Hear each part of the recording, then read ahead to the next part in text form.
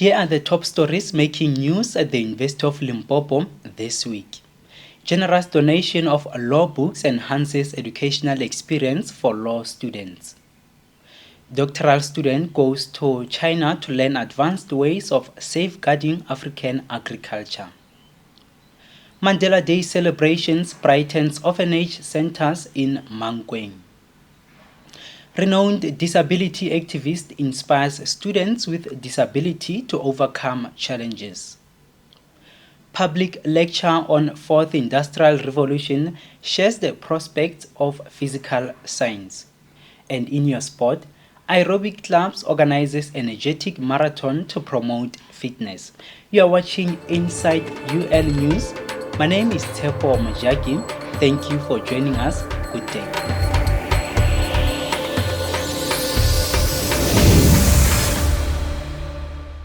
In a remarkable move that will transform the academic landscape for law students at the University of Limpopo, the Department of Justice and Constitutional Development has made a significant donation of law books. This donation, consisting of 8,523 law books and reports spanning various titles, comes as part of the Nelson Mandela Month of giving back to the community, embodying the spirit of Ubuntu that President Nelson Mandela epitomized throughout his life.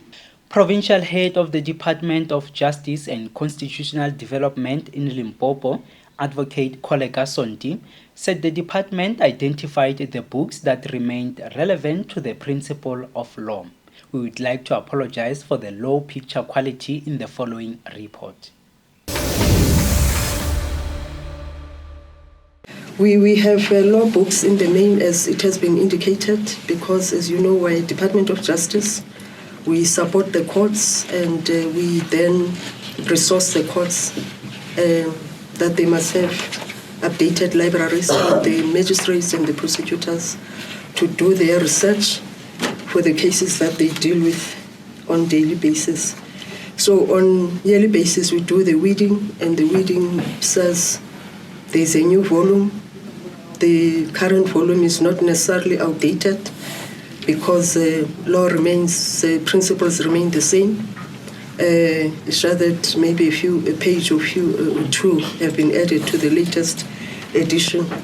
Hence, we felt the books are still good to be used for research purposes and by the students. I was touched by the speech made by the program director regarding the plight of the law students. Myself, having been a student here some years back, I know our library at the time was at the far end, and it was well resourced at the time. We could book out books to go and study in our rooms at the hostel.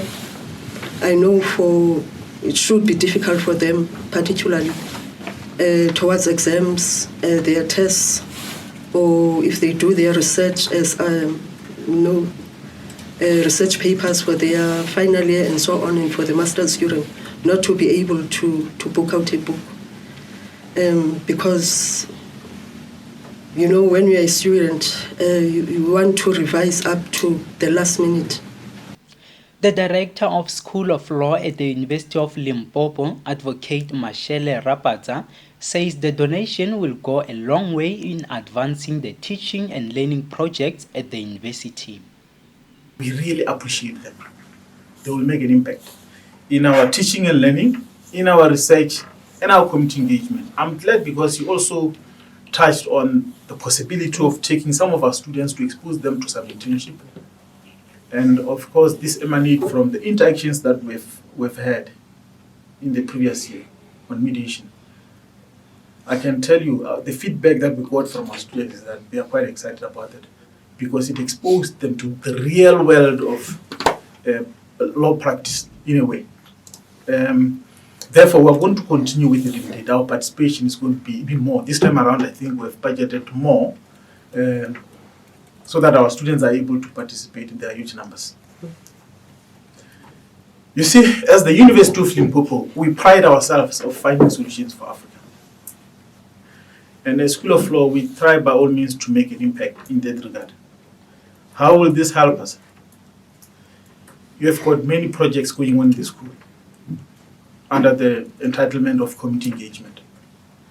And it means that with these kinds of books, we'll be able to take even more better shape, because then we have the necessary tools, we have the necessary resources to go and enlighten our communities. We have so many primary and high schools around here. And oftentimes, when you have got to think of strict law project, you want to send people out there, but then you can't send people without the resources. So these books will come in very handy, we can assure you. Executive Director of Marketing and Communication, Victor Khomieswana, added that the donated books will serve as a valuable reference or source of wisdom for the students as they develop critical thinking skills. When you bring any document to a university, the universe of knowledge, there's no way any piece of paper can ever be outdated.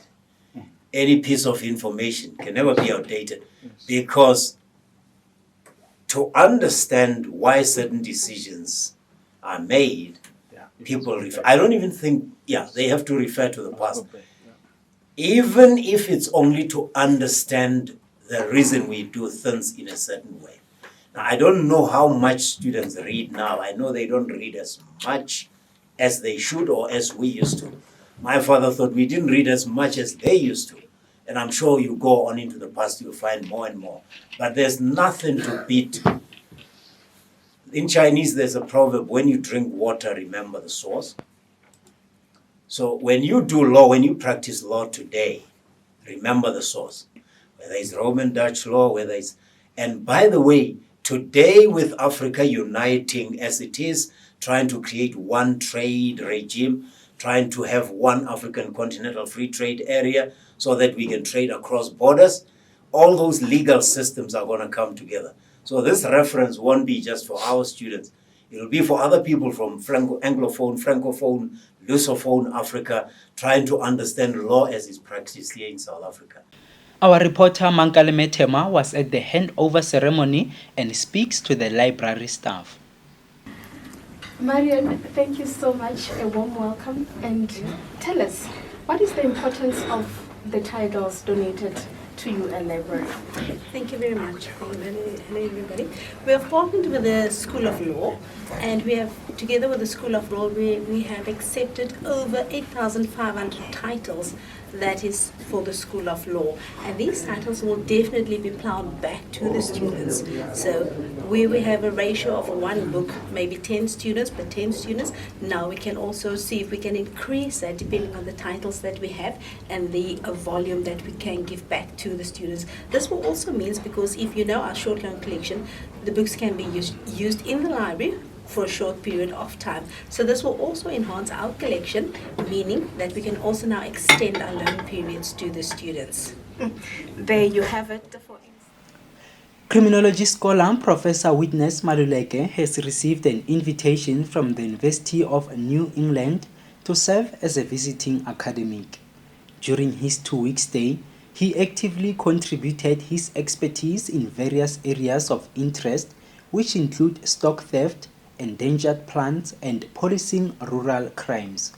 The visit aimed to foster collaborations between the University of Limpopo and the academic community at the University of New England, allowing for valuable knowledge exchange and research partnerships in these important fields of study.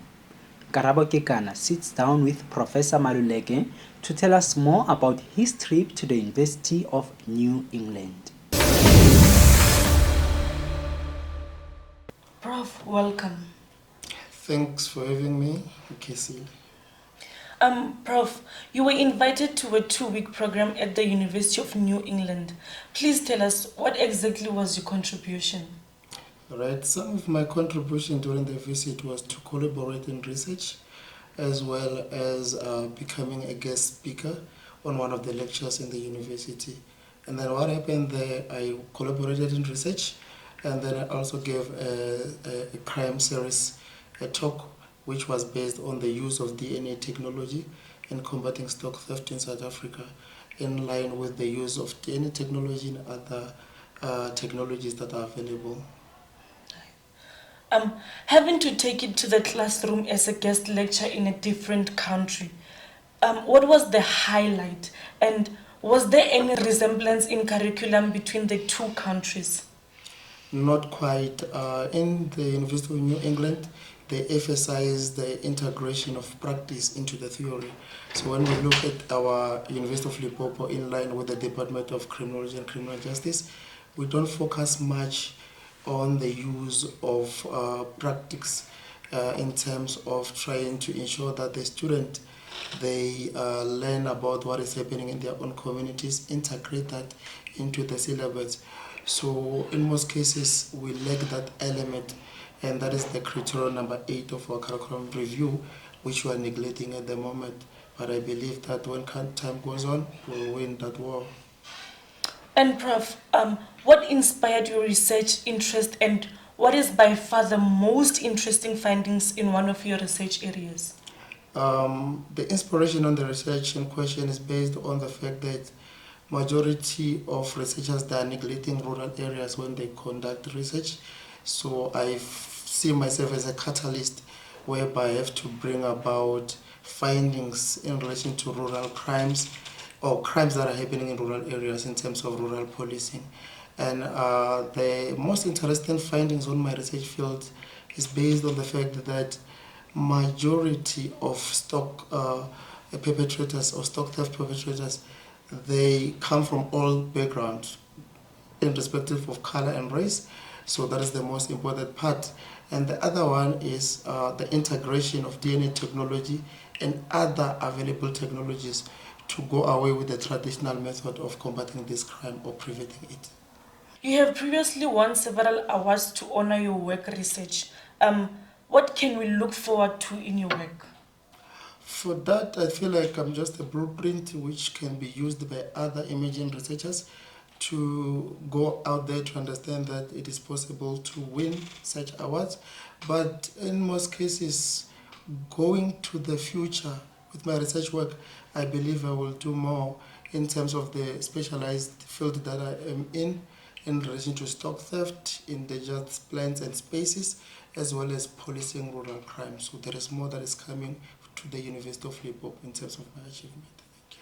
Thank you for your time, Prof. It was wonderful having you. Thank you very much. That was Karabo having a chat with Prof. Maluleke on his academic excursion to the University of New England as a guest lecturer, among other things. We'll take a short break and we will be back with more updates. Stay with us.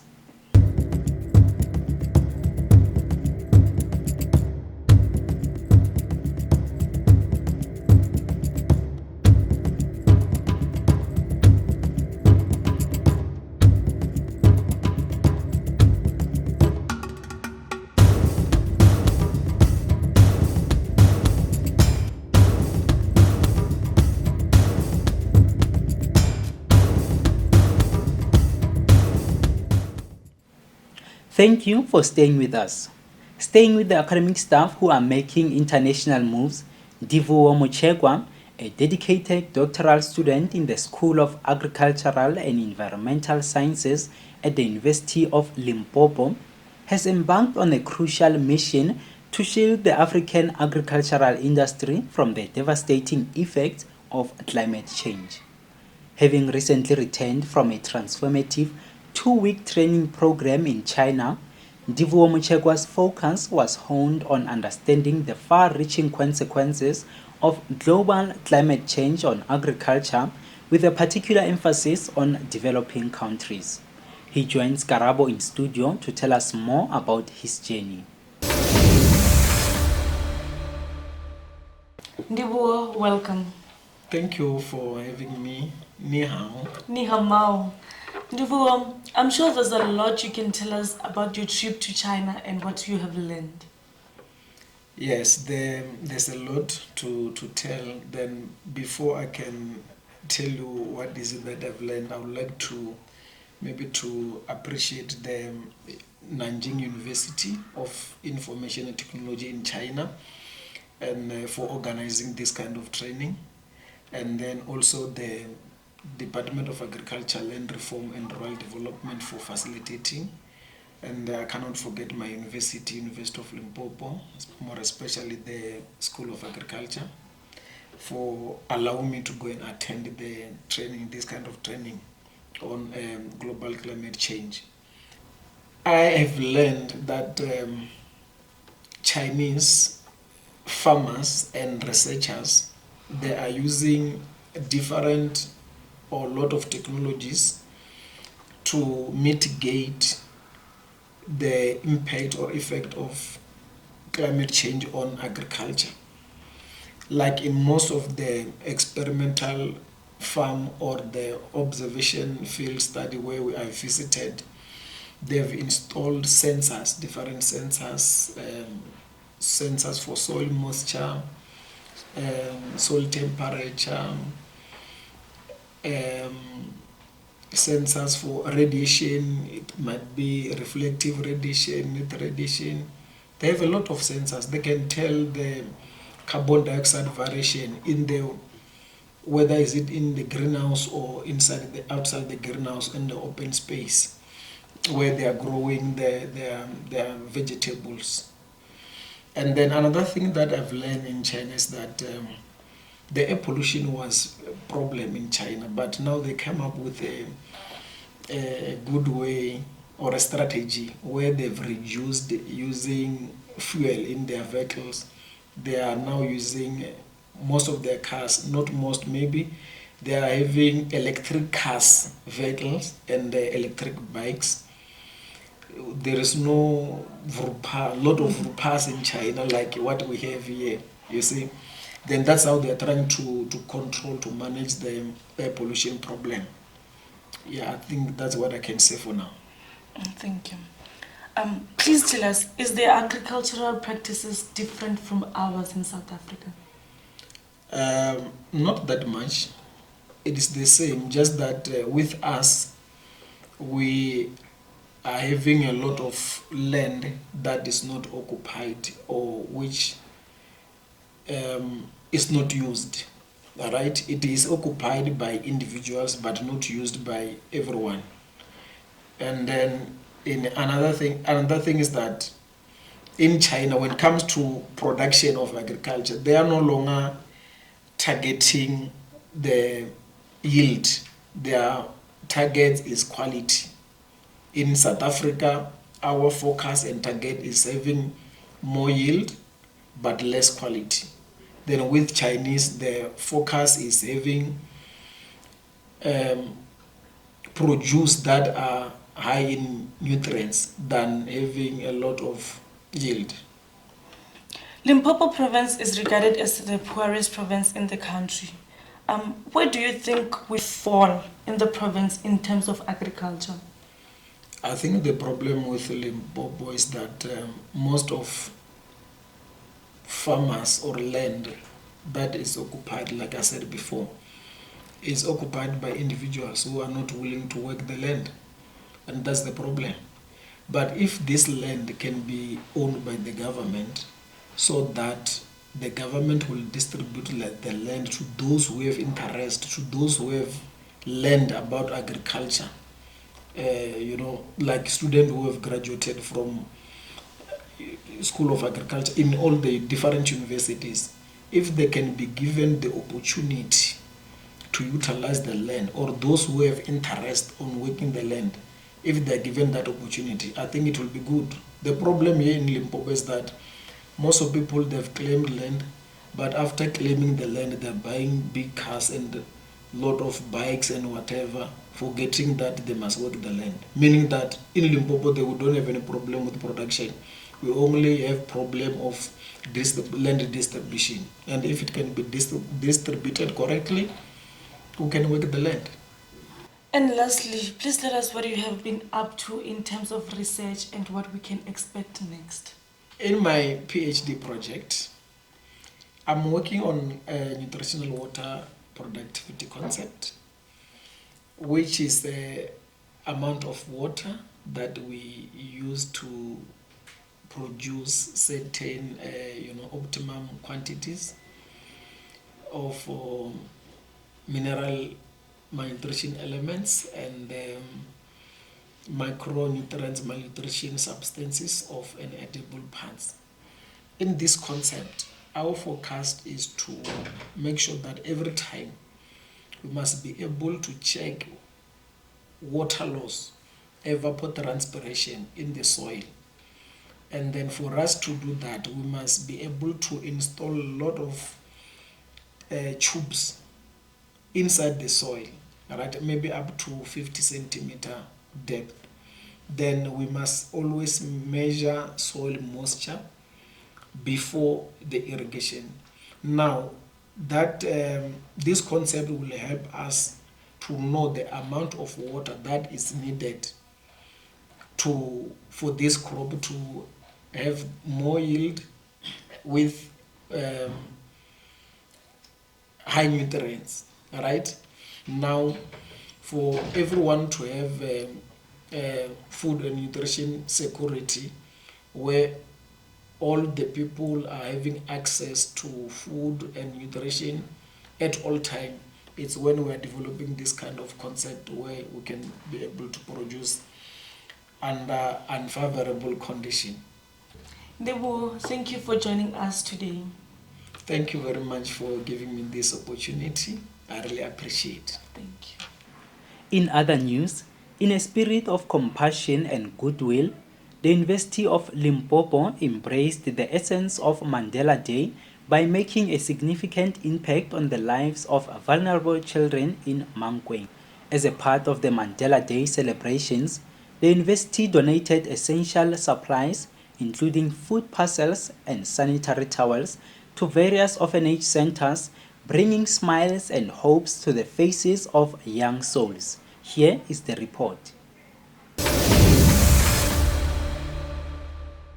Today, the University of Limpopo have visited the Kwelano Buhluku Old Age and Disability Center to donate food parcels. I'm joined by Mam Jane. Mam Jane, maikutlo a lena ke a mafe morago ga go fumana dijo tseke?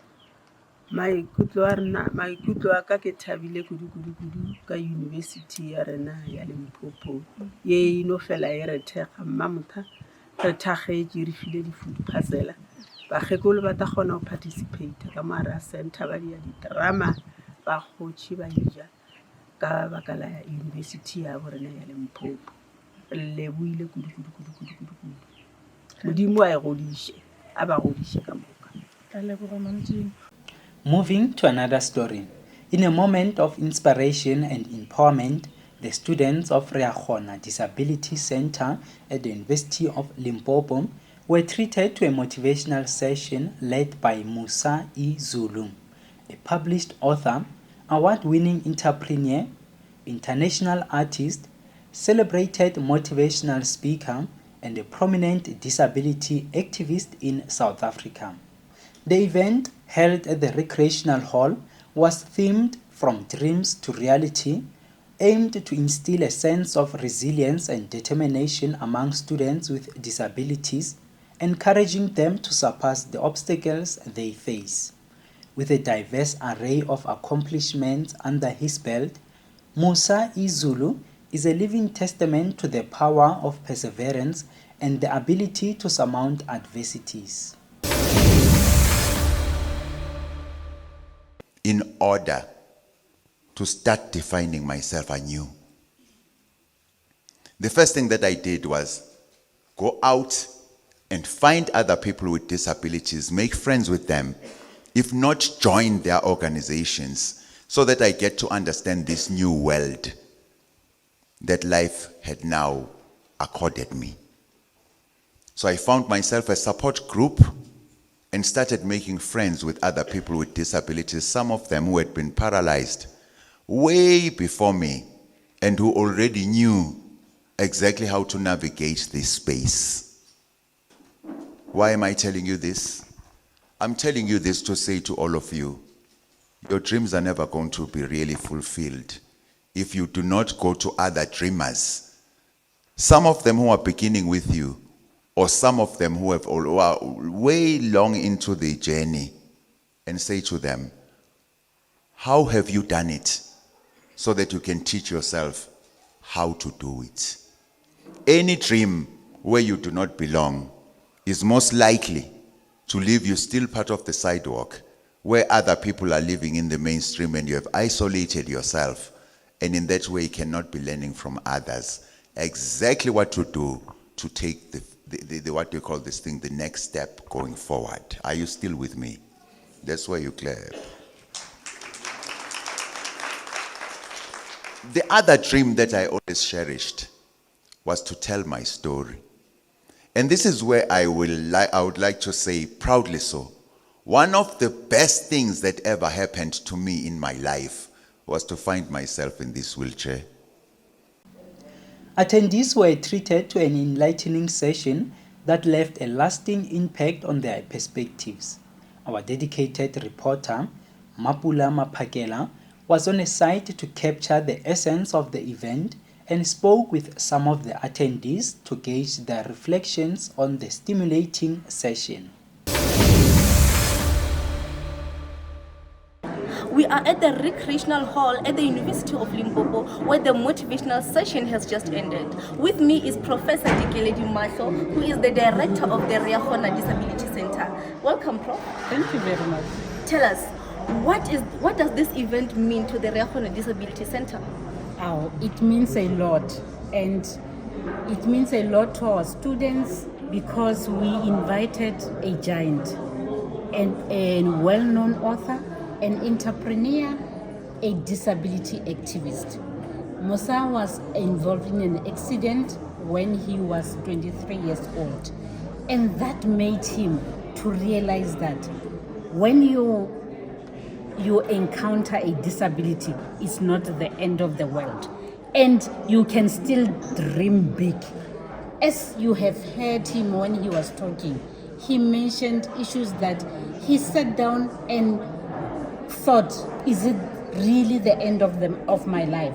But then on second thought, he said, no, it can't be the end of my life. He sat down and motivated himself, and also talked to another support group where he was going to get motivation, because remember, you must stand on the shoulders of the giants to know what the experiences are like and what the disability is like. As he did, he made sure that he makes his dreams his reality. And the fact that he came here at the University of Limpopo to address students is just a big thumbs up from Reagona Disability Center, because our students need motivation. They sometimes think that they are not valuable.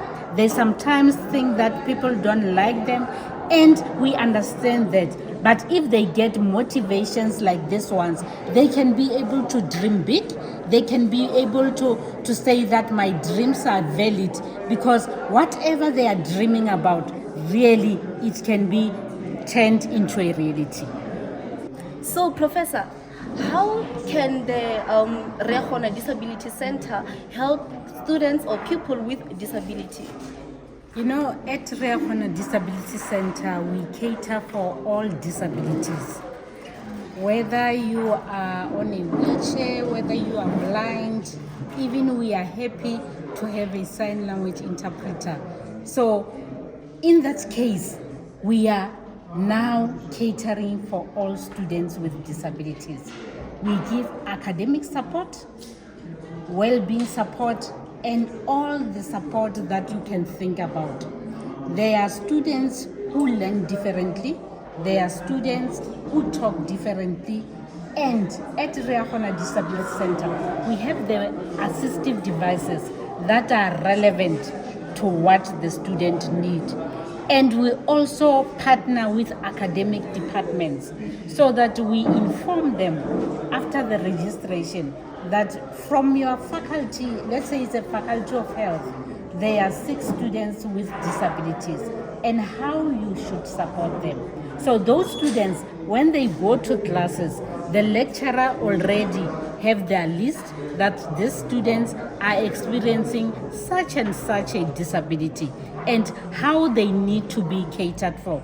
Remember, we are not saying that the lecturers must give the students with disabilities a preference, but we are saying students can learn the same, but then when it comes to assessment, it means that our method of assessment should be different. It should be different in a sense that some students require extra time, some students require braille, some students require large print. So those students are catered for at the Riahona Disability Center.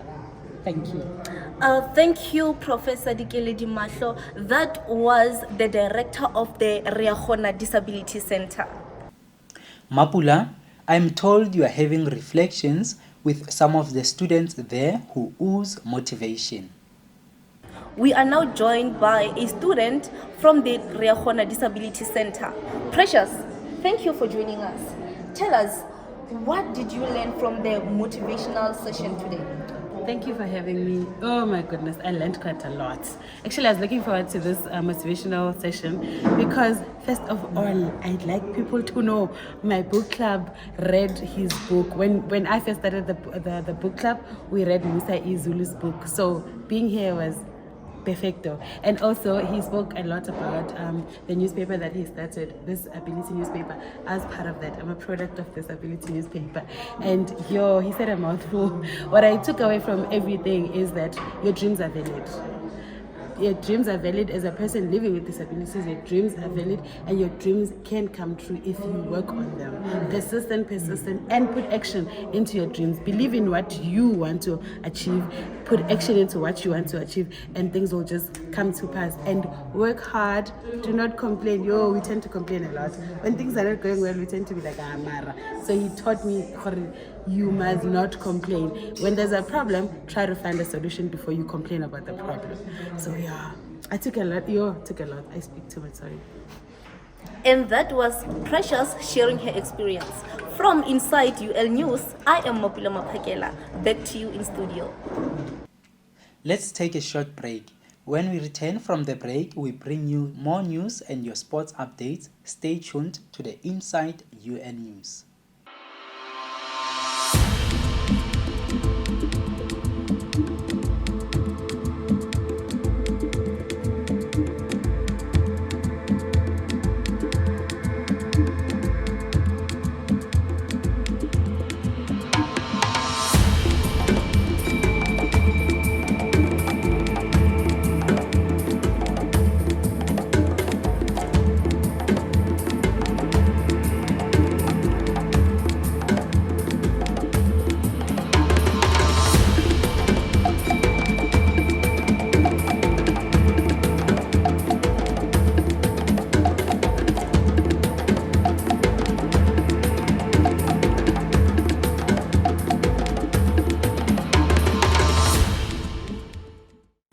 Thank you for staying tuned.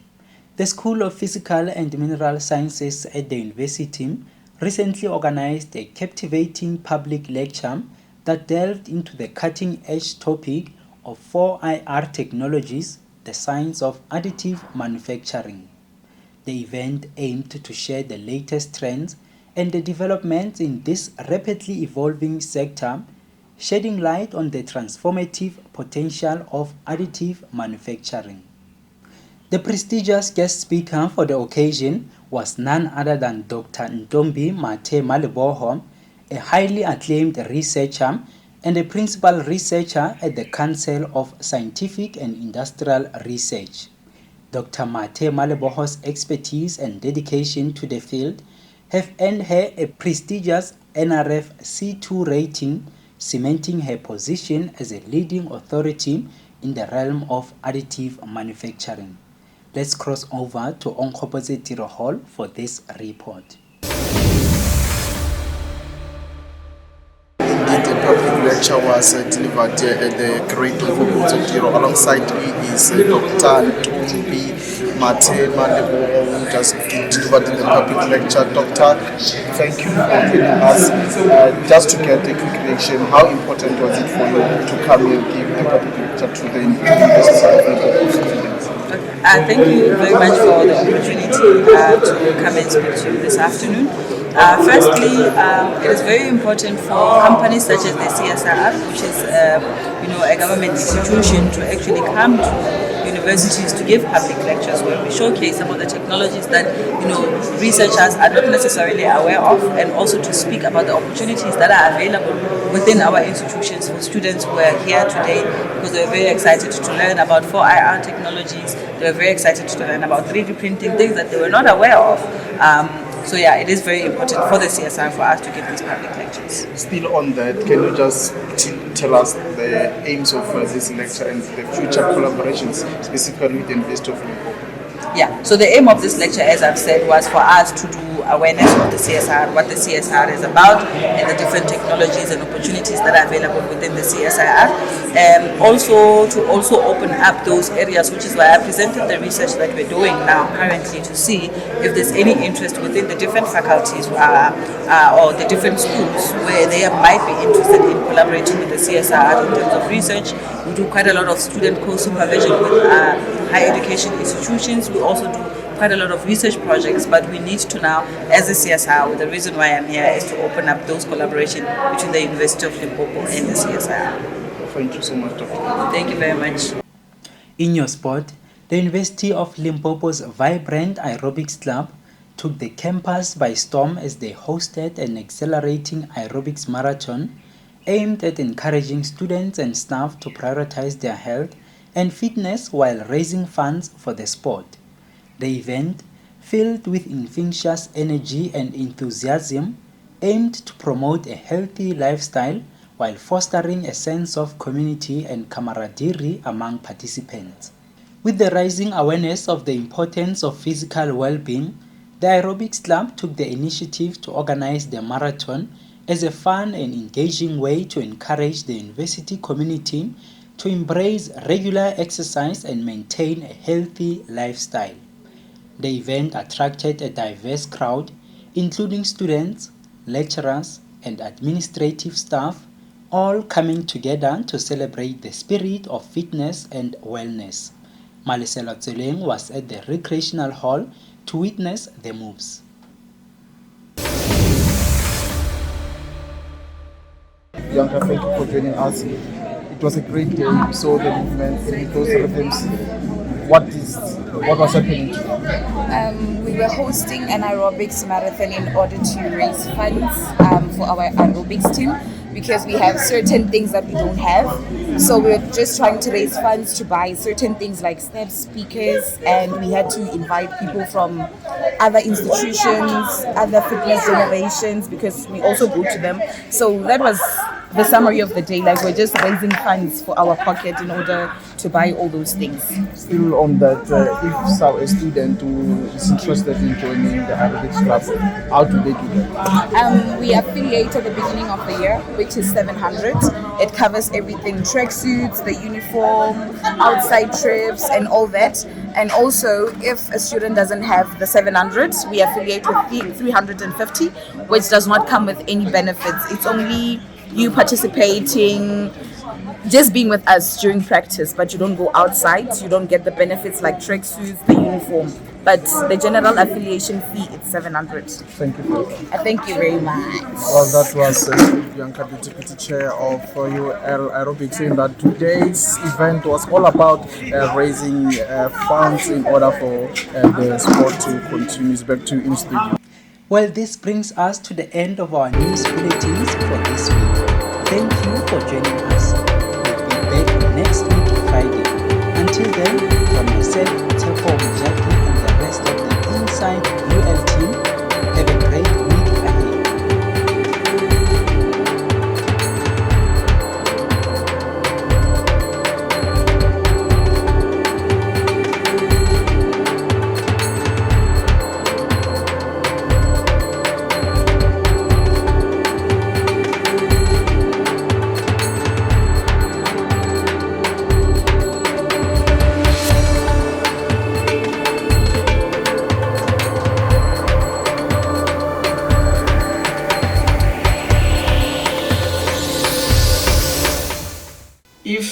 irrigate this. Let's say we have, I feel like I'm wrong.